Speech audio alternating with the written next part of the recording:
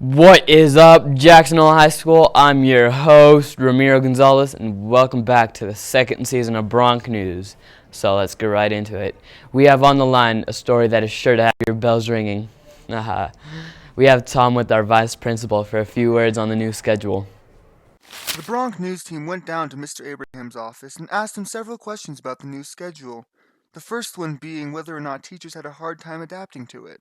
I'm sure some did, and I've had my difficulties adapting as well. I've had to set up more calendar reminders for myself so I know what day it is and what the periods are, because unlike a student or a teacher, I'm not living that schedule class by class, so I got to make sure I pay attention. I'm sure there were some teachers that have had difficulties. I can tell you there were some teachers that had difficulties on our schedule last year as well, with the block days and having those different Tuesday and Wednesday schedules. So I think there's been some teachers that have adjusted and done their best to make it a good schedule for students and a good schedule for them as teachers. Our next question was about the shortened lunch schedule and the complaints that some students have been having with it. I would say there are some students that have brought up to me that lunch feels shorter. Lunch is definitely a few minutes shorter this year than it was last year, absolutely. We did that because we wanted to have two lunches this year because our school is too big to have one lunch. And so we had to break into two lunches, and to make that work, it is a little bit shorter. The trade-off for that was we had more requests last year to move our passing periods back to 5 minutes from students because they felt like those 4-minute passing periods were too short to be able to go to the bathroom or say hi to a friend between classes or go to your locker.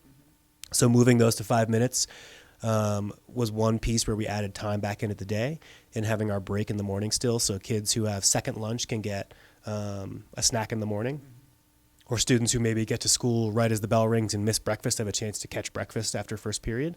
Was really important to us to provide food and a little bit of a break after that first class. So with those, there's only so many minutes between 8:54 and 3:50, and we have to split it up evenly as best we can.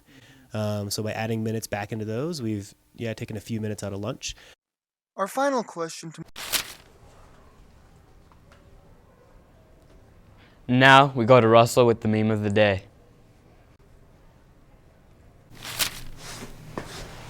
Hey, when did the man go to the dentist?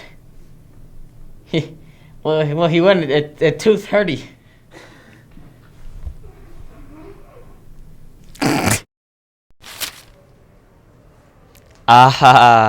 I get it. It's 'cause his tooth hurty.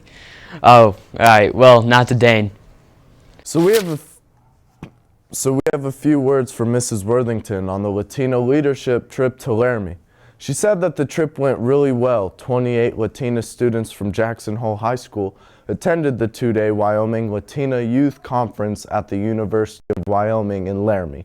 This year's conference focused on leadership, science, and creativity. Workshop sessions were hosted by UW faculty and students. Participants had the opportunity to learn about the university programs, learn the basics of computer coding, build marshmallow catapults, and visit the planetarium. A highlight for the Jackson Hole High School group was the banquet and dance on Friday evening, which featured keynote speaker Linda Alvarado, who is president and CEO of Alvarado Construction and the co-owner of the Colorado Rockies baseball team. Romero, back to you. Alright, well folks, that was today's news. Until next time, this is Ramiro signing off.